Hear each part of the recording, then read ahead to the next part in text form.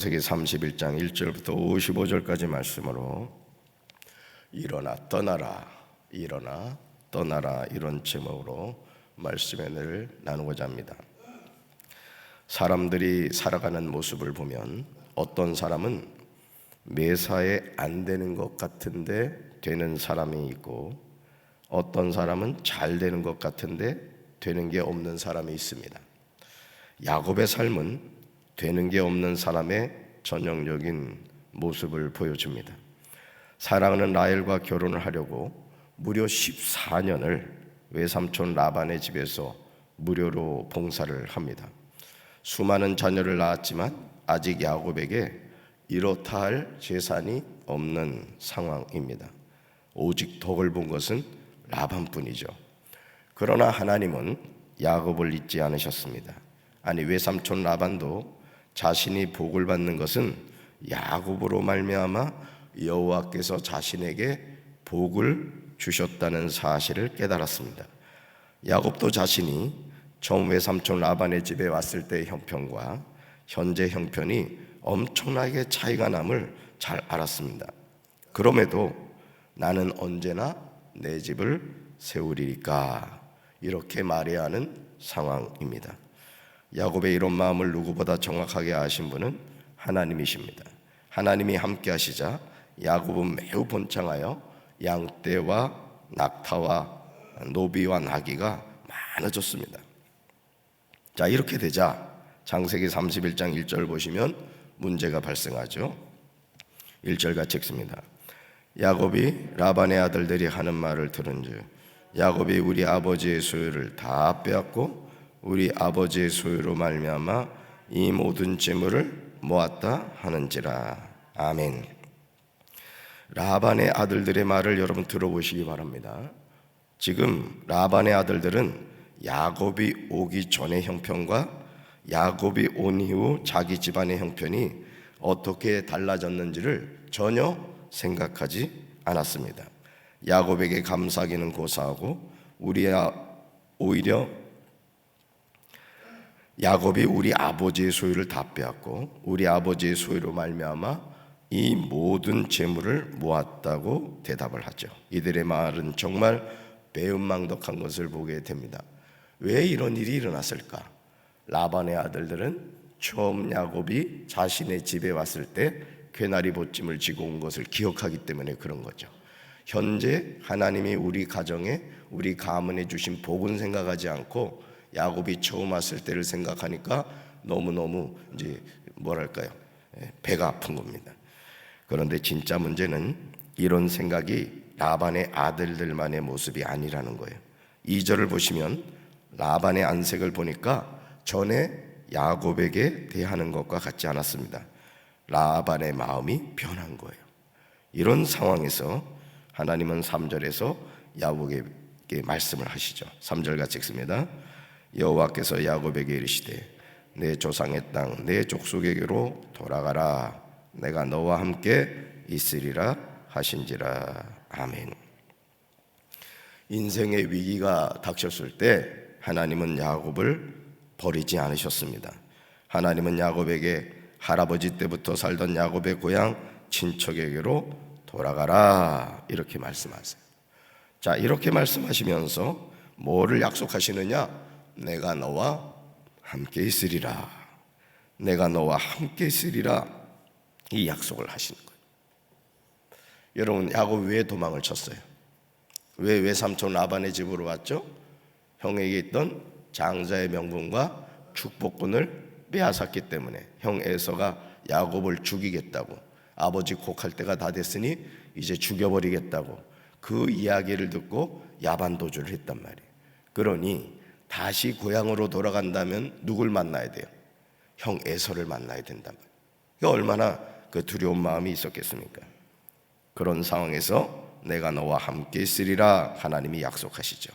사랑하는 성도 여러분, 우리는 야곱에게 말씀하시는 하나님을 통하여 우리가 머물 때가 있고 떠날 때가 있음을 알게 됩니다. 더 있어야 될 때가 있고 떠나야 될 때가 있다는 거예요.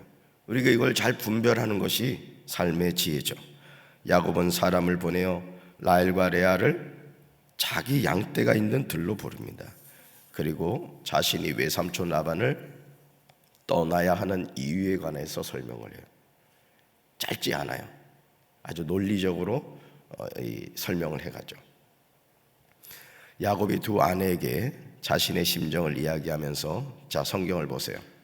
5절 한번 앞에다 동그라미를 쳐봐요. 그 다음 7절, 9절, 그 다음 11절, 13절에서 중요한 고백을 합니다. 5절, 7절, 9절, 11절, 13절.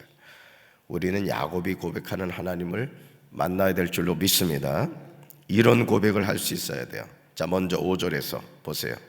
그러할지라도 내 아버지의 하나님은 나와 함께 계셨느니라, 이렇게 대답을 해요. 자, 그 다음 7절로 가서 그러나 하나님이 그를 막으사 나를 해치지 못하게 하셨으며 라고 대답하죠. 자, 9절로 가볼까요? 하나님이 이같이 그대들의 아버지의 가축을 빼앗아 내게 주셨느니라, 이렇게 대답하죠. 자, 그 다음 11절요. 꿈에 하나님의 사자가 내게 말씀하시기를 야곱아 하기로 내가 대답하기를 여기 있나이다. 자, 꿈에 하나님의 사자가 야곱에게 뭐 있다? 말씀하셨다. 자, 마지막 13절 같이 읽습니다. 나는 베델의 하나님이라 내가 거기서 기둥에 기름을 붓고 거기서 내게 서원하였으니 지금 일어나 이곳을 떠나서 내 출생지로 돌아가라 하셨느니라. 아멘. 따라합시다. 하나님은 나에게 말씀하십니다. 아멘. 계속 고백하고 있는 거예요. 16절을 보시면 야곱의 말을 들은 라헬과 레아는 남편의 말에 공감하고 동조하는 것을 보게 되죠. 자, 우리 16절 같이 읽습니다. 하나님이 우리 아버지에게서 취하여 가진 재물은 우리가 우리 자식의 것이니 이제 하나님이 당신에게 이르신 일을 다 준행하라. 아멘. 아주 중요한 결정이 아닙니까? 자, 레아와 라헬은 어딜 떠나야 돼요? 고향을 떠나야 되는 상황이에요. 아버지 라반을 떠나야 되는 상황이에요. 친정집을 떠나야 되는 상황이에요. 그런데 야곱이 5절, 7절, 9절, 11절, 13절에서 자신이 만난 하나님에 대해서 고백했더니 레아와 라헬이 그 말에 순종하는 것을 보게 됩니다. 남편 야곱을 쟁취하기 위해서 매일 싸우던 라헬과 레아가 야곱의 말에 동조했다는 것은 하나님이 두 사람의 마음을 붙잡아 주신 거예요. 저도 목회 여정에서 중요한 어떤 결정을 해야 될 때 아내의 배우 기도가 참 큰 힘이 되었습니다. 처음 내리교에서 6년간 부목사 생활을 하면서 이제 나는 여기서 부목사 생활이 이제 끝났다. 나는 담임 목사 나가야 된다. 그래가지고 이제 그 미련을 버리지 못하고 그냥 이력서를 막 보내는데 저희 아내가 하는 말이 당신은 빨리 여길 떠나라는 거예요. 그래서 눈물을 흘리고 떠났습니다. 하기교회로. 그런데 그 모든 것이 하나님의 이끄심이라는 것을 나중에 알겠더라고요. 아멘. 머물 때가 있고 떠날 때가 있는 거예요. 그게 하나님의 계획 속에 있는 것이죠. 자, 두 아내의 동의를 받은 야곱은 즉시 일어나 자식들과 아내들을 낙타에 태우고 자신이 그동안 받단 아람에서 모은 가축과 모든 소물을 이끌고 아버지 이삭이 있는 가나안 땅에 가려고 합니다. 그런데 3일 만에 야곱이 도망한 것이 라반에게 들리죠. 라반이 그의 형제를 거느리고 7일 길을 쫓아가 길라산에 장막을 칩니다. 24절 보시면 이때 하나님이 라반에게 말씀하세요. 24절 보세요. 같이 읽습니다. 밤에 하나님이 아람 사람 라반에게 현모하여 이르되 너는 삼가 야곱에게 선악간에 말하지 말라 하셨더라. 아멘. 하나님은 신실하신 분인 줄로 믿습니다. 야곱과 함께 있겠다고 하신 말씀을 실제로 지키시는 거예요. 하나님은 라반에게 야곱에 대해서 그 어떤 말도 하지 말라고 경고를 하십니다. 경고를 했어요. 길라산에서 장막을 친 라반은 26절부터 42절까지 경론을 합니다. 야곱은 그동안 외삼촌 라반에게 서운했던 것을 다 토로해요. 특히 36절부터 42절에 나오는 내용은 야곱이 그동안 어떤 고생을 당했는지 자세하게 언급하고 있어요. 걷는 놈 위에 뛰는 놈 있고, 뛰는 놈 위에 나는 놈 있고, 그죠? 나는 놈 위에 쏘는 놈 있다고 꾀쟁이 아주 형 발 뒤꿈치 잡았다는 이름의 뜻을 가진 야곱이 아주 철저하게 훈련을 받은 거예요. 그러니까 라반은 야곱보다 한 수 위였던 거죠. 그러니 거기 꼭 붙잡혀가지고 아주 억울하고 속상한 일을 많이 당했던 거죠. 여러분 41절 보시기 바래요. 같이 읽습니다. 41절. 내가 외삼촌의 집에 있는 이 20년 동안 외삼촌의 두 딸을 위하여 14년, 외삼촌의 양떼를 위하여 6년을 외삼촌에게 봉사하였거니와 외삼촌께서 내 품삯을 10번이나 바꾸셨으며. 아멘. 외삼촌 라반의 집에서 사는 20년 동안 야곱은 자신의 품삯을 10번이나 라반이 바꿔치기 했다고 이야기하고 있습니다. 그러나 이런 야곱의 배후에는 누가 계셨다? 하나님이 계셨습니다. 아무리 외삼촌이 야곱의 품삯을 바꿔치기 해도 하나님이 함께 하시니까 야곱은 매우 번창하여 부자가 된 거예요. 한번 볼까요? 42절 같이 읽습니다.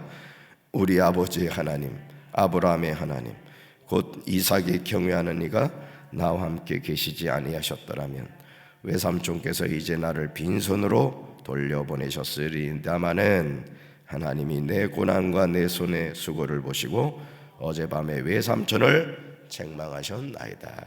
아멘. 우리 아버지의 하나님 누구예요? 이삭이죠. 그 다음 아브라함의 하나님 누구예요? 할아버지죠. 그러면서 또 뭐라 그래? 이삭이 경외하는 이가 나와 함께 계시지 아니하셨다면. 사랑하는 성도 여러분, 억울한 일을 당하셨습니까?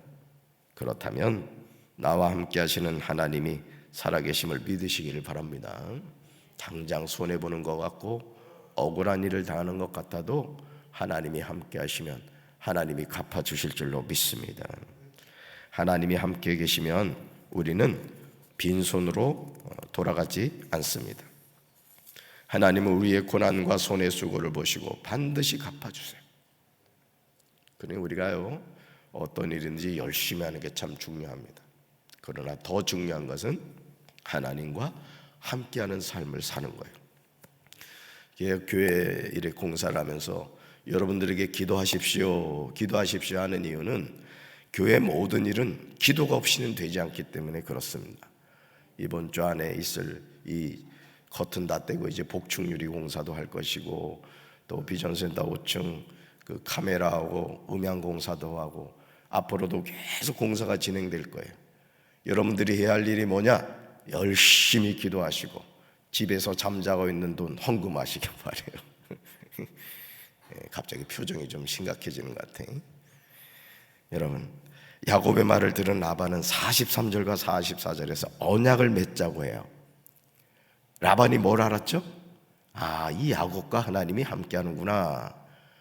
야곱 하나 어떻게 하는 거는 일도 아닌데 그 배후에 계신 하나님한테 잘못 보였다간 인생 끝나겠구나. 이걸 깨달은 거예요. 그래서 뭐 하자고 해요? 언약을 맺자. 자, 보시죠. 43절 44절 읽습니다.